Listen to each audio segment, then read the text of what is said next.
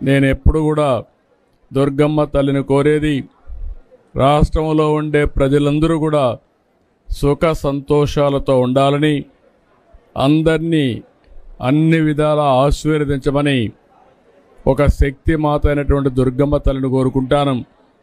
ఈరోజు ఈ యొక్క పవిత్రమైన దినాన నేను కోరుకున్నది ఒకటే, ఈ రాష్ట్రంలో ఉండే ప్రజలందరూ కూడా ఆనందంగా ఉండాలి, ఆరోగ్యంగా ఉండాలి, వాళ్ళ సంపద కూడా పెరగాలి. అదే మరి ఎవ్వరూ ఇబ్బందులు లేకుండా సుఖ సంతోషాలతో ఉండేట్టుగా ఆశీర్వదించమని కోరుకున్నాను.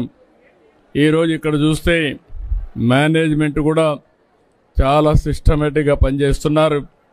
ఇప్పటికి 8 లక్షల మంది భక్తులు వచ్చి దుర్గమ్మ యొక్క ఆశీస్సులు తీసుకున్నారు.